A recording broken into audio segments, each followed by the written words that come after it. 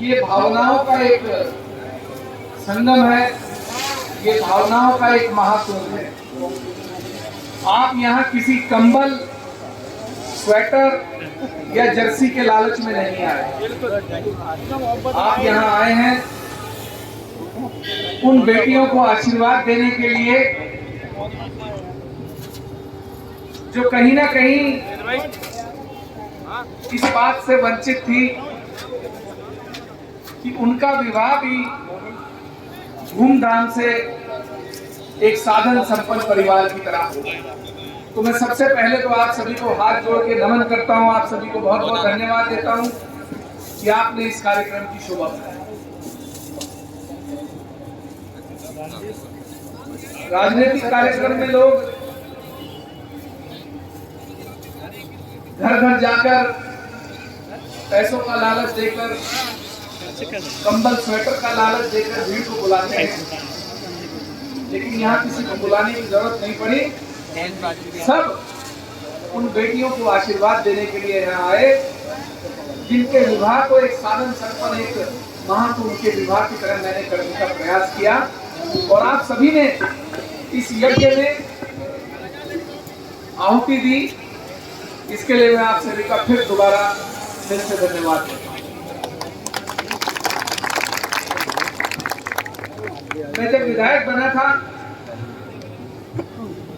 अक्सर मुझसे लोग पूछते हैं, विधायक जी ये सामूहिक विवाह कार्यक्रम के का क्या कारण है, इसके पीछे आप ऐसा क्यों करते हैं, इसके पीछे सोच कहां से आई। जब मैं विधायक बना तो लगभग 6 महीने हुए होंगे, मेरे पास एक माता जी आई, मुझसे बोली, विधायक जी मुझे 2 लाख रुपए आप ब्याज पर दिला दीजिए। तो मैंने कहा 2 लाख रुपए का आप क्या करेंगे। बोली, विधायक जी मेरे पति नहीं है, मेरी इकलौती बेटी है, मुझे उसका विवाह करना। तो मैंने उनसे पूछा कि आप पैसे कैसे लौटाओगी, ब्याज कैसे दोगे। तो ब्याज के नाम पर उनके पास कोई जवाब नहीं था। तो मैंने उनसे कहा, अच्छा ये बताइए पैसे कैसे वापस दोगे। बोली, विधायक जी मेरे पास एक कमरे का घर है, मेरी बेटी इकलौती है, विवाह होकर अपने घर चली जाएगी, तो मुझे मकान की क्या जरूरत है, मैं तो कहीं भी एक झोपड़ी या झुग्गी डालकर रह लूंगी, मकान बेचकर पैसे चुका दूंगी। उस दिन मुझे बड़ा सदमा सा लगा कि एक माँ अपनी बेटी का विवाह करने के लिए जिसके पति नहीं है, वो किस तरह लोगों से ब्याज पर उधार कैसे भी पैसे इकट्ठा करके अपनी बेटी का विवाह करना चाहती है।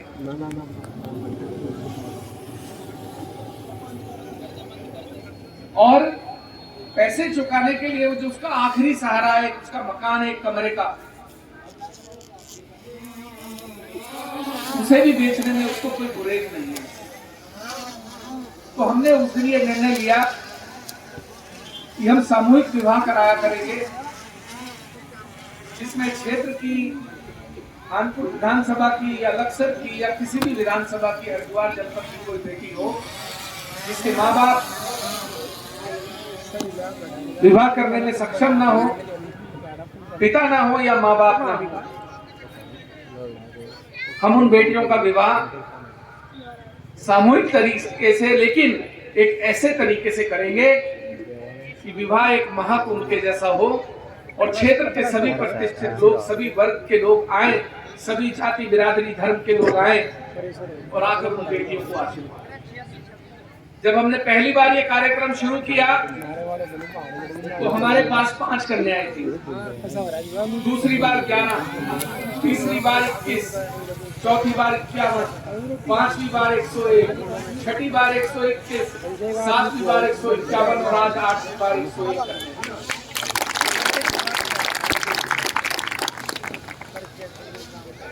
मेरा प्रयास रहता है कि जब हम इन बेटियों को विदा करें तो इनके मन में कोई ऐसा मलाल न रहे, इनके मन में कोई ऐसी बात न रहे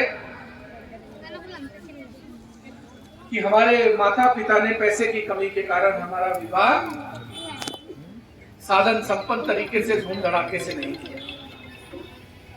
और सबसे बड़ी बात, जिन शादी ब्याहों में 10, 20, 50 लोगों का भी आना बुलाना माँ बाप को अखरता है, उनको लगता है कि चलो घर के 10 लोग होकर विवाह कर दें। उस विवाह में हजारों की तादाद में लोग इकट्ठा होते हैं और इन बेटियों को आशीर्वाद देते हैं। पुनः आपको मैं धन्यवाद देता हूं।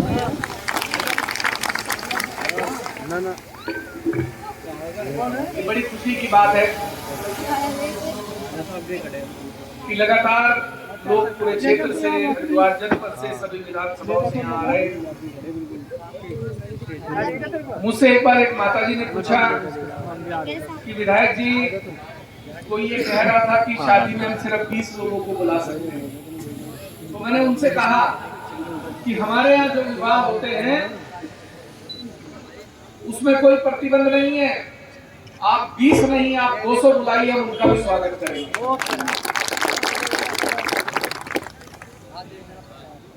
तो मुझसे बोली कि विधायक जी, बेटी को देने के लिए तो मेरे पास कुछ नहीं है।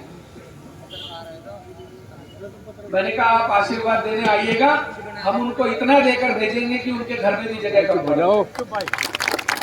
और ये आप सामने देख सकते हैं, हम अपनी तरफ से हर प्रयास करते हैं कि हम बेटियों को सुख सुविधा का हर सामान जो घर बसाने के लिए चाहिए वो देकर भेजें। दूसरी बात, ये देश का पहला उदाहरण है कि किसी मंडप में एक तरफ निकाह भी हो रहा है और एक तरफ विवाह भी हो रहा है।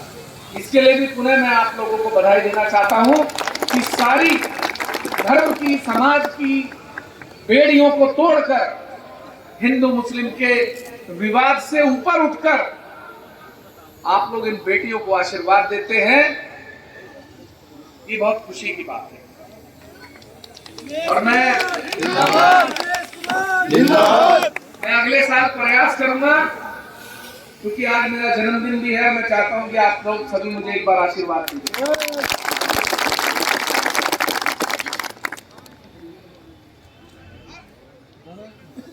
मुझे लगता है कि अपना जन्मदिन मनाने का इससे अच्छा कोई रास्ता है नहीं। इससे अच्छा कोई रास्ता नहीं है कि आप कुछ बेटियों का घर बसा सके। जिस दिन आपने जन्म लिया उस दिन आप कुछ परिवारों को बसा सके ताकि उनका नया जीवन शुरू हो सके।